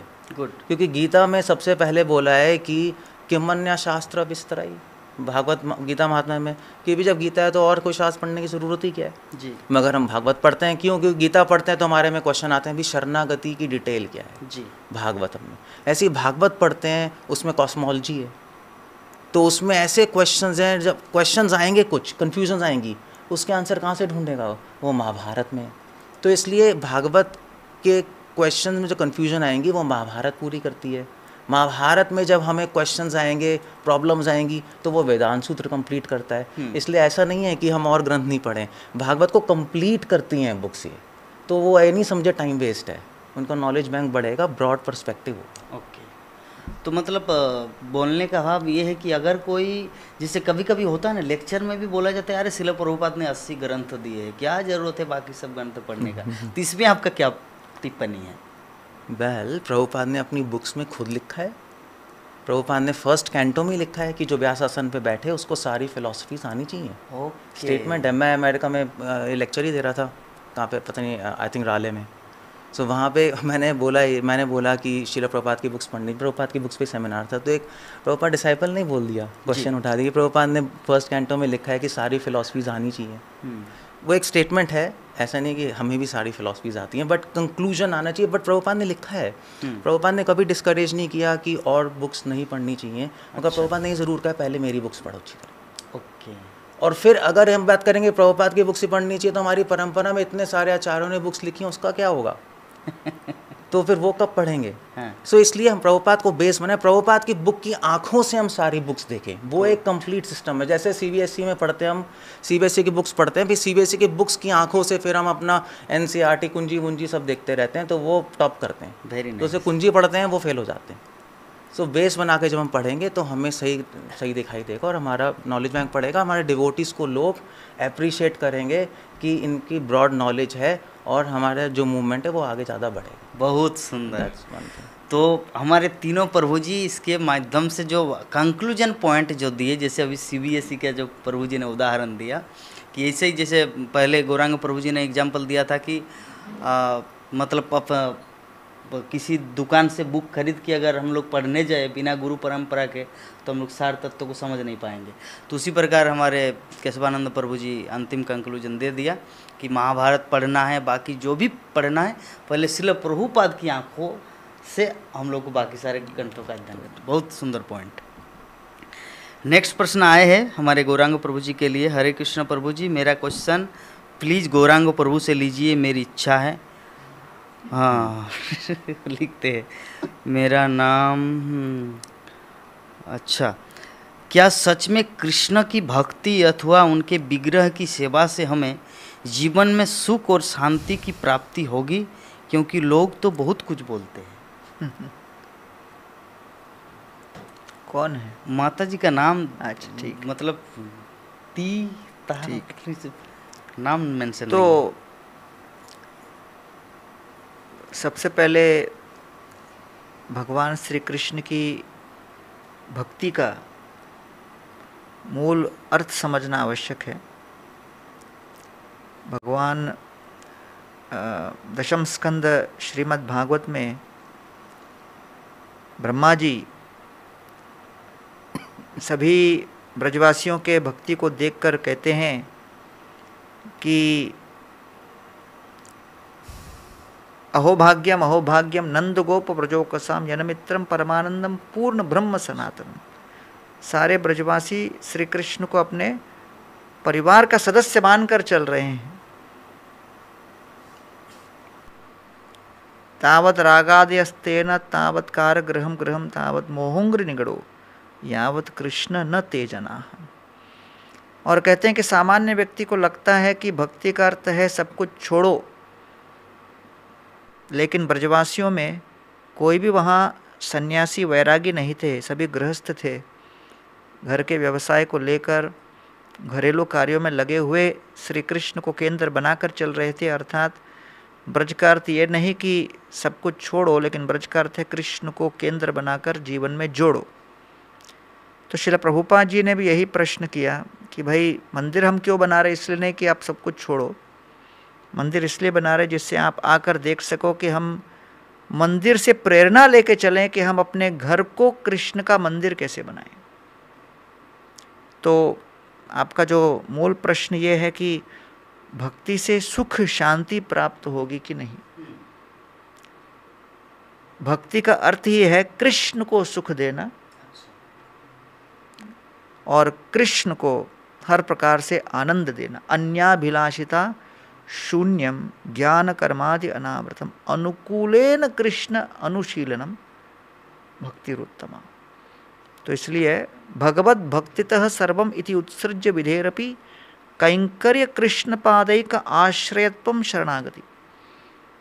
इसका अर्थ ये क्या है कि भगवत भक्तितः सर्वम, भगवान की भक्ति को सर्वोपरि मानकर, कैंकर्य कृष्ण पादैक, कृष्ण के कैंकर्य को स्वीकार करना, सेवा को, किम करम, मैं क्या करूं आपको संतुष्ट करने, और इति उत्सृज्य विधेरपि, शास्त्र में भी कई विधि विधान आए जो भगवत भक्ति के लिए अनुकूल न हो, उसे भी तिरस्कृत करने के लिए तैयार होना, जैसे ब्राह्मण पत्नियों ने दशम स्कंद में तिरस्कृता जो निषिध्यमाना पतिभिर भ्रातृभिर बंधुभिः सह भगवती उत्तम श्लोक दीर्घश्रुत धृताशया, उनके कई संबंधियों ने, रिश्तेदारों ने उनको रोकने का प्रयास किया, मत जाइए, ये सब तो यज्ञ के लिए बनाया हुआ है, भोग की सामग्री, कृष्ण को कहाँ आप लेके जा रहे हो, लेकिन दीर्घश्रुत धृताशया, लंबे समय तक सुना था।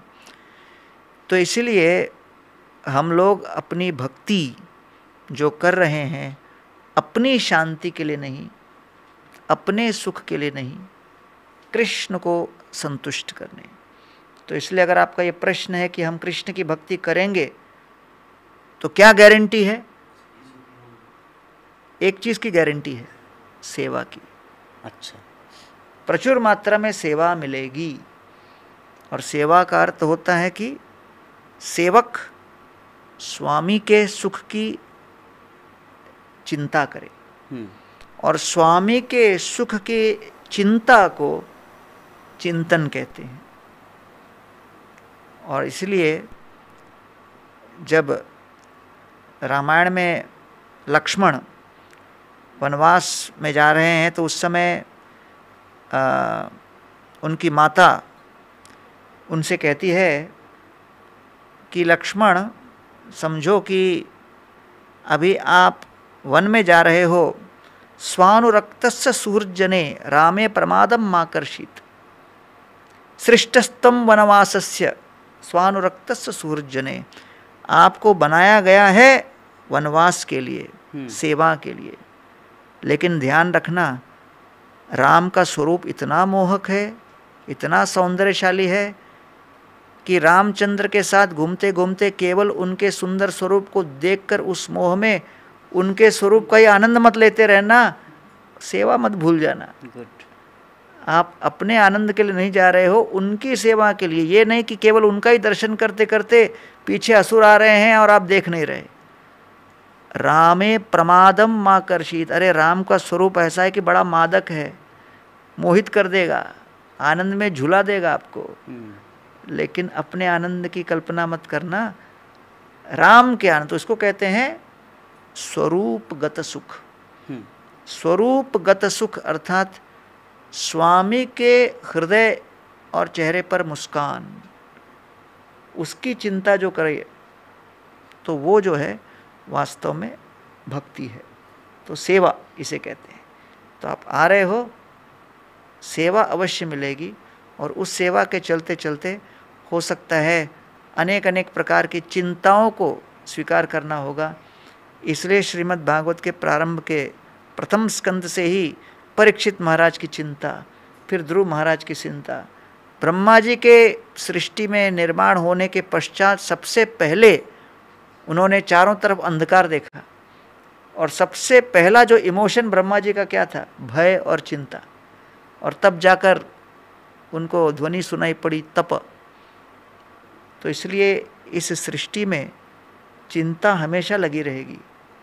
लेकिन भक्तिविनोद ठाकुर कहते हैं, तोमार सेवाय दुख हो यत से तो परम सुख, सेवा सुख दुख परम संपद नाशाय अविद्या दुख। तो भाई भक्त हो भक्त न हो, जीवन में कोई ना कोई दुख और कष्ट तो आएगा ही। ऐसा नहीं कि जो इसने कंठी नहीं डाला है, तिलक नहीं लगाया, उसके जीवन में सब आनंद का मेला चल रहा है। दुख और कष्ट तो आएगा। लेकिन ऐसा भी नहीं कि हम भक्ति में लग गए और ये करने लगे तो दुख गायब हो जाएगा। तो इसलिए भीष्मदेव पांडवों को देखकर शरशैया पर मृत्यु से पूर्व श्री कृष्ण के साथ पांडवों को देखकर कहते, अहो कष्टम अहो अन्यायम यद यूयम धर्मनंदना। अरे आप सब धर्म के नंदन होते हुए भी कितना कष्ट, कितना अन्याय सहन किया आप। सामान्य व्यक्ति को लगता है भक्ति करूंगा सब ठीक हो जाएगा, सब अच्छा होगा। युधिष्ठिर महाराज कहते कृष्ण को दशम स्कंद में, अरे हमारे जीवनी को लोग पढ़ेंगे तो शायद आपकी भक्ति नहीं करेंगे। अच्छा। उनको लगेगा यार कृष्ण की भक्ति करके इतना इनको हुआ। यत्र धर्मसुतो राजा गदा पाणिर्विकोदर कृष्णो स्त्री गांडीवम चापम सुहृत कृष्ण ततो विपत। भीष्मदेव कहते अरे क्या परिवार है, देखो पांडवों का आदर्श परिवार है। युधिष्ठिर महाराज धर्म के प्रतीक, भीमसेन शक्ति के प्रतीक, अर्जुन युद्ध कौशल के प्रतीक, नकुल और सहदेव स्वामी भक्ति के प्रतीक, श्री कृष्ण सर्वश्रेष्ठ सुहृद के प्रतीक। इतने सब सकारात्मक तत्व एक साथ एक ही परिवार में होते हुए भी इनके जीवन में एक बात निरंतर रही, विपत्तियों की श्रृंखला बनी रही। तो फिर ऐसा क्यों? श्री भीष्मदेव कहते हैं विपत्तियां तो आएंगी, लेकिन इन विपत्तियों के बीच में पांडवों ने क्या किया? निरंतर 3 तत्वों का आश्रय लिया। विप्र, धर्म, अच्युत आश्रय। वैष्णवों का, धर्म का और भगवान श्री अच्युत की सेवा का। इसलिए पुराणों में क्या कहा गया? महाविपत्तौ संसारे, महान विपत्ति में यह स्मरेत मधुसूदन, जो मधुसूदन का स्मरण करेगा, विपत्तौ तस्य संपत्ति, उसकी विपत्ति उसकी संपत्ति बन जाएगी। ये हम लोगों के भक्ति का सार तत्व है। बहुत सुंदर, बहुत ही सुंदर प्रभु जी। ये प्रश्न मेरे मन में भी था कि लोग बहुत सारे ऐसे भक्तगण इस्कॉन ज्वाइन करते हैं, दीक्षा भी ले लेते हैं, उसके बाद कुछ दिन के बाद भक्ति छोड़ देते हैं, क्योंकि दुख ऐसे जीवन में परीक्षा लेते हैं, उनके जीवन उनको भक्ति छोड़ना पड़ता है। लेकिन आपने जो कंक्लूजन पॉइंट दिए कि भक्ति का अर्थ होता है खुद की सुख नहीं, भक्ति का अर्थ होता है कृष्ण का सुख। सुंदर पॉइंट। नेक्स्ट प्रश्न है हमारे श्रीपाद केशवानंद प्रभु जी के लिए, बांग्ला में आया है प्रश्न। हरे कृष्ण प्रभु, अपना श्री चरण दंडवत प्रणाम। पहले बेंगली में पढ़ लेते ताकि उनको ओके। আপনার নিকটে সবিনয় একটি প্রশ্ন করছি। শ্রী চৈতন্য ভাগবত রচনা করেছেন শিল বৃন্দাবন দাস ঠাকুর, যিনি স্বয়ং ব্যাসদেব ছিলেন। সেরকম শিল কৃষ্ণদাস কবিরাজ गोस्वामी কে ছিলেন সেটা কি জানা যায়? তপন চৈতন্য দাস বসিরহাট। इनका प्रश्न है कि वृंदावन दास ठाकुर जो है चैतन्य भागवत का, वो है शिल व्यासदेव। तो कृष्णदास कविराज गोस्वामी जिन्होंने चैतन्य चरितामृत लिखी, वो कौन थे इन प्रीवियस? चैतन्य भागवत में वृंदावन दास ठाकुर लिख रहे हैं कि मैं पास्ट टाइम्स एक्सप्लेन कर रहा हूँ, मगर इसके बाद जो पास्ट टाइम्स हैं, चैतन्य भागवत में एक यूनिकनेस है कि आखिरी चैप्टर पौंड्रिक विद्या निधि पे अंत हो जाता है। उसके बाद की जो महाप्रभु की अंत्य लीला है गंभीरा, वो मेंशन नहीं है। वृंदावन दास ठाकुर ने मेंशन किया है कि इसके बाद ये जो डिटेल्स है ये और वैष्णवगण आएंगे और इसको कंप्लीट करेंगे, इसलिए उन्होंने छोड़ दिया पर्पसफुली। अदरवाइज वो अगर चैतन्य लीला और व्यास वृंदावन दास वो सब कुछ लिख सकते थे, बट उन्होंने छोड़ दिया। जैसे शिला प्रभुपाद ने 10th कैंटो के 14 चैप्टर तक करके छोड़ा।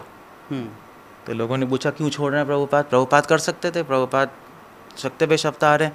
प्रभुपाद ने बोला अगर मैं कर दूंगा तो तुम क्या करोगे, तो इसलिए तुम लोगों के लिए छोड़ा है, तुम सर्विस करो। इसलिए 11th कैंटो 10th पार्ट और 12th प्रभुपाद के डिसाइपल्स ने किया। तो उन्होंने वहाँ पे छोड़ दिया। क्यों छोड़ा? क्योंकि आगे कोई पावरफुल एम्पावर्ड एंटिटी आएंगे जो नहीं बताया चैतन्य भागवत में, वो बताएंगे। और उसको कंप्लीट करने के लिए कृष्णदास कविराज गोस्वामी आए और उन्होंने खुद लिखा चैतन्य चरितामृत में कि ये जो पास्ट टाइम्स है जो भागवत चैतन्य भागवत में एक्सप्लेन्ड है, मैं नहीं बता रहा हूँ, क्योंकि अगर मैं बताऊँगा तो पुनरावृत्ति हो जाएगी और एक तो ग्रंथ बड़ा हो जाएगा, और वैसे भी उन्होंने एक्सप्लेन कर दिया, मैं नहीं बताना था, थोड़ा ऑफेंसिव हो जाएगा। जो उन्होंने डिटेल में एक्सप्लेन नहीं किया, जो मिस हो गया है, उसको मैं बता रहा हूँ। और स्पेसिफिकली जो महाप्रभु की जो अंत्य लीला के जो जितने भी पास टाइम थे जो वो दिखाने आए थे गंभीरा में, उसको मैं डिटेल में बता रहा हूँ, क्योंकि मेरे पास एक स्पेशल बुक है जिसको बोलते हैं कड़चा, स्वरूप दामोदर कड़चा, जो रघुनाथ दास गोस्वामी जगन्नाथपुरी से लेके आए थे। उनके डिसाइपल ही थे कृष्णदास कविराज गोस्वामी, शिक्षा डिसाइपल समझ लीजिए, जैसे भी है। सो उन्होंने उनसे लिया और फिर उन्होंने चैतन्य चरितामृत में सारा कुछ इंक्लूड किया है। तो हम क्या समझे कि चैतन्य मतलब वृंदावन दास ठाकुर का ही एक्सपेंशन है कृष्णदास कविराज? ना, ये हमें नहीं पता। अच्छा। एग्जैक्टली हम स्पेकुलेट तो नहीं करना चाहते। कृष्णदास कविराज गोस्वामी जहाँ तक हमें इंफॉर्मेशन है कि वो मंजरी हैं। ओके। इसमें गौरगणोदेश दीपिका में मेंशन है, वो मंजरी है। ये हमें ओके। पता है। अच्छा अच्छा अच्छा। बाकी वो वृंदावन दास ठाकुर का एक्सपेंशन है, हमें नहीं पता है। बट ये ज़रूर पता है कि वृंदावन दास ठाकुर का काम पूरा करने के लिए कृष्णदास कविराज गोस्वामी प्रकट हुए हैं। और भगवान के आशीर्वाद से उन्होंने चैतन्य चरितामृत लिखी। इसलिए चैतन्य भागवत चैतन्य चरितामृत मिला के जब हम पढ़ते हैं अच्छा। तब एक कंप्लीट पिक्चर मिलती है चैतन्य महाप्रभु की। ओके। भक्ति सिद्धांत श्री ठाकुर सबसे पहले चैतन्य चरितामृत पढ़ने से पहले चैतन्य भागवत पढ़ने को बोलते थे, ओके। फिर चैतन्य चरितामृत। उसका एक कारण भी था कि चैतन्य थोड़ी फिलोसफिकल है। हम्म। चैतन्य भागवत लोग वैसे इंग्लिश में पढ़ते हैं, बंगाली में पढ़ेंगे तो सॉन्ग्स में है वो, ब्यूटीफुल सॉन्ग्स तो लोग गाते हैं बंगाल में, गाने से और चीज़ें याद भी होती हैं और समझ भी आती हैं। और फिर वो कहते थे उसके बाद चैतन्य चरितामृत आओ, उसमें फ़िलासफ़ी और अंत्य लीला है जो PhD है चैतन्य भागवत के बाद। सो वो कंप्लीट है। बाकी कृष्णा गोस्वामी अगर आप कहना चाहते हैं व्यासदेव के ही वो इन्फॉर्मेशन नहीं है। कोई बात नहीं प्रभु जी, गुड। तो नेक्स्ट प्रश्न है हमारे श्रीपाद भक्ति सिद्धांत प्रभु जी के लिए। हरे कृष्ण प्रभु जी, दंडवत प्रणाम। प्रभु जी मेरा प्रश्न है, सभी शास्त्रों में एकादशी की महिमा बताई गई है कि उस दिन अन्न खाने से पाप पुरुष अन्न में प्रवेश करता है, और चैतन्य महाप्रभु के लीलाओं के माध्यम से भी जानते हैं, जहाँ पर महाप्रभु ने कहा कि एकादशी पालन करना चाहिए, इवन जगन्नाथ प्रसाद भी उस दिन नहीं खाना चाहिए। पर देखा जाता है कि पुरी में, जगन्नाथपुरी में एकादशी का उतना महत्व नहीं दिया जाता। Please clarify my doubts, your servant Dinabandhu Krishnadas, Bhopal Madhya Pradesh. हाँ, हमारे गौड़ीय संप्रदाय में तो वैसे तो एकादशी का पूरा दृढ़ता से पालन किया जाता है। और एक बुक है, जानवा देवी के डिसाइपल हैं नित्यानंद दास, उन्होंने एक बुक लिखी है प्रेम विलास। उस बुक में भी पूरी हिस्ट्री मेंशन्ड है कि किस तरह से जो हित हरिवंश जी थे, गोपाल भट्ट गोस्वामी के डिसाइपल, गोपाल भट्ट गोस्वामी ने उनको रिजेक्ट कर दिया था। अच्छा। क्योंकि वो एकादशी के दिन पान खा रहे थे, ओह, मतलब अन्न खा रहे थे जो भी। तो हमारे इसलिए गौड़ीय वैष्णव संप्रदाय में तो स्ट्रिक्टली ये चीज़ें मना हैं कि हम अन्न नहीं खाते। बाकी जो जगन्नाथपुरी का जो क्वेश्चन है वो एक बार, हाँ एक्चुअली नवदीप धाम महात्म्य जो शिल भक्तिनाथ ठाकुर ने भी लिखी है, उसमें भी आता है वर्णन। और आई थिंक पौंडरिक विद्यानिधि या कोई, तो उन्होंने भी क्वेश्चन उठाया था कि जगन्नाथपुरी के पंडित ऐसा करते हैं, वैसा करते हैं, गलत करते हैं, तो दोषारोपण किया था। हाँ, ये नवदीप धाम महात्म्य में आ रहा है, भक्तिनाथ ठाकुर लिखते हैं। तो रामानुजाचार्य ने वहाँ पे दोषारोपण किया कि यहाँ के पंडित गलत सेवा कर रहे हैं, ऐसा सोचा उन्होंने, और रातों रात वो वापस श्रीरंगम पहुँच गए। अच्छा। रातों रात भगवान ने उनको वहाँ से गायब कर दिया कि भैया तुम यहाँ रहने योग्य नहीं हो, क्योंकि जो भी ये पंडे हैं ये मेरी सेवा में लगे हुए हैं और तुम्हें इनमें दोष नहीं देखने, जो भी ये कर रहे हैं सही कर रहे हैं। अब वहाँ पे एकादशी के दिन अन्न खाते हैं। अब ऐसा क्यों है, आई थिंक भगवान ही चाहते होंगे। चलिए ये प्रश्नों को बाकी मिलाकर, मैं- हाँ, हाँ, समझिए, इस प्रश्नों को बाकी- मिलाकर मैं गौरांग प्रभु से एक चीज़ पूछना चाहूँगा, जो लास्ट प्रश्न है हमारे आज के टॉक शो का, कि प्रभु जी जैसे शिला प्रभुपाद भी अपने ग्रंथों में मेंशन किए हैं कि वृंदावनवासी और जगन्नाथपुरी वासी, इन दोनों को कभी भी निंदा नहीं करना चाहिए, और शास्त्रों में ये भी मेंशन है कि एकादशी में अन्न नहीं खाना चाहिए। तो अभी इसको कैसे समझें? शिला प्रभुपाद ये भी माना कि जगन्नाथपुरी वासी को हम लोग को निंदा नहीं करना चाहिए, लेकिन एकादशी तो शास्त्रों का मत है ना कि एकादशी करना चाहिए, तो फिर भी वो लोग क्यों ऐसा करते हैं? तो इसमें क्या किया जाए? देखिए,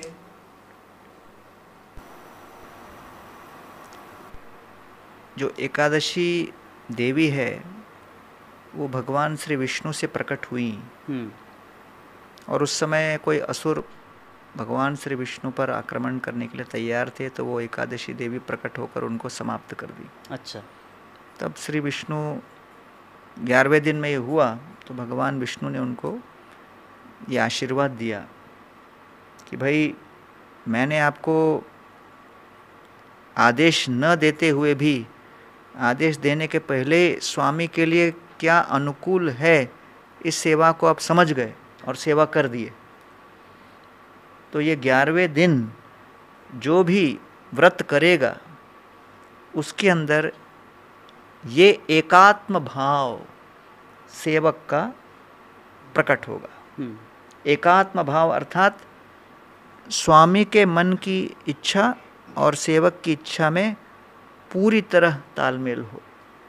एकात्म, जो स्वामी सोचे, अन्यथा विभिन्न प्रकार के सेवक होते हैं, है कि नहीं, जो शास्त्र में वर्णन किए गए हैं। कोई प्रश्न पूछेगा स्वामी को, मुझे ये सेवा क्यों दी गई। कोई अलीर, अलीर अर्थात मधुमक्खी की तरह, सेवा दो किसी को तो मधुमक्खी की तरह इधर उधर उधर भटकता रहेगा, एक जगह पे नहीं रहेगा। जैसे मधुमक्खी जो है एक फूल से दूसरे फूल पे भागते रहती है, वैसे सेवक जो है एक सेवा से दूसरे सेवा में फूल की तरह मंडराते रहे। अलीर दूसरे टाइप का सेवक होता है, बाणों, जैसे बाण चलता है ना, वैसे ही उस सेवक को सेवा दो तो बाण की तरह निकलेगा, फिर गायब ही हो जाएगा, मालूम ही नहीं पड़ेगा कहाँ गया। या फिर उल्टा ऐसा जवाब देगा कि भेद देगा वो बाण की तरह। तो अलिर बाणों। फिर तीसरा ज्योतिष का, ज्योतिष का अर्थात ज्योतिषी की तरह बोलेगा, हाँ ये सेवा करोगे, बोला अवश्य करूँगा। कब करेंगे? कल करेंगे। कल पूछो तो बोलेंगे परसों करेंगे। तो ज्योतिषी की तरह भविष्य में ही चलता रहेगा, वो काम कभी होगा नहीं, है कि नहीं।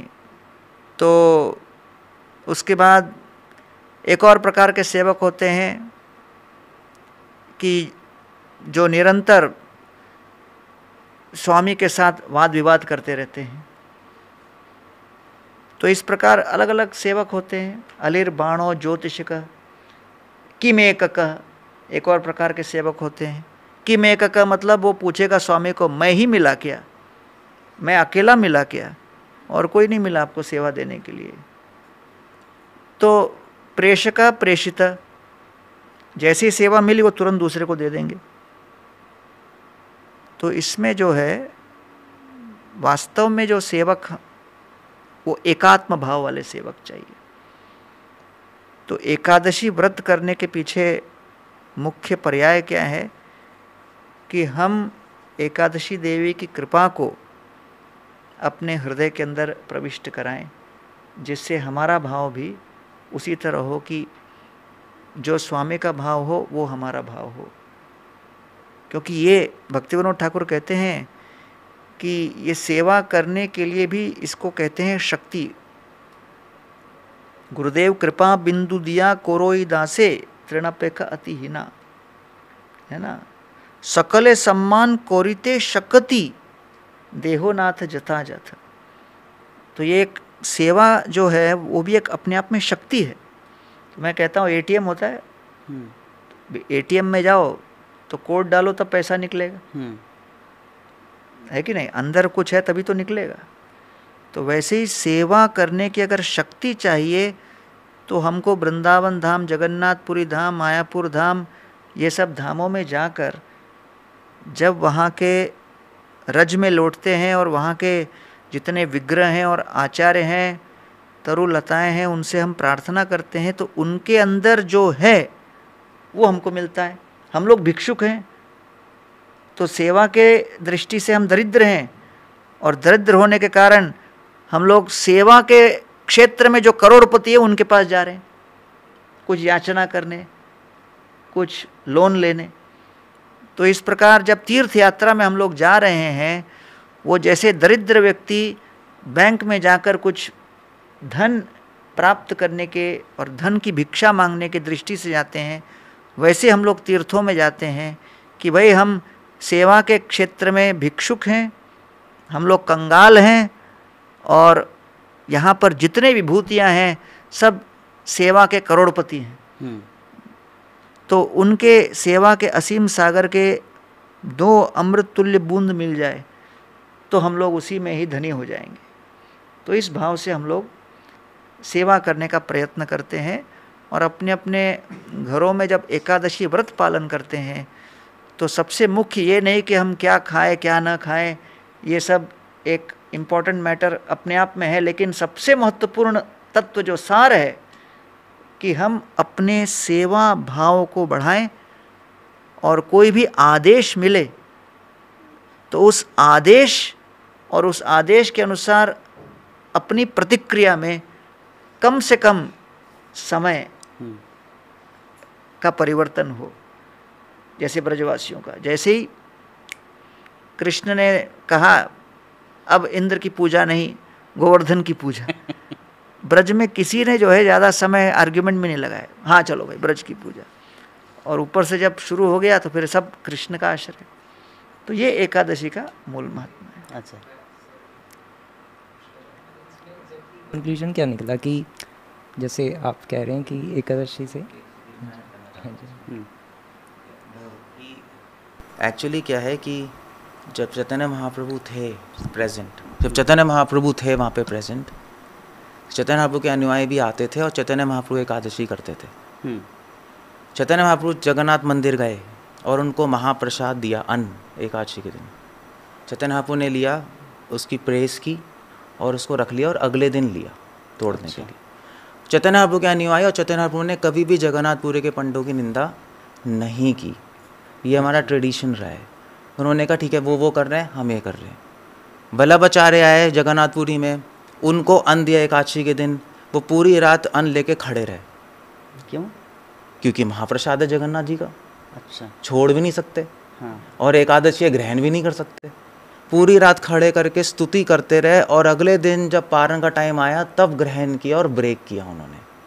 सो जितने भी वैष्णव आचार्य हैं जब जगन्नाथपुरी गए उन्होंने कभी भी उन जगन्नाथपुरी के पंडों की निंदा नहीं की। अच्छा, इसलिए हम उसी ट्रेडिशन में चलते हैं। हम उनका अनुसरण करते हुए जब यात्रा जाते हैं, तीर्थ यात्रा में, हम नहीं निंदा करते, हम अपना काम करते हैं और वो करते हैं। गुड। बस प्रभु जी लास्ट कुछ बोलना? हाँ, मैं यही मतलब मुझे एग्जैक्टली मुझे भी इस क्वेश्चन का आंसर एक्चुअली चाहिए, क्योंकि जैसे एकादशी करने से सेवा भाव बढ़ता है।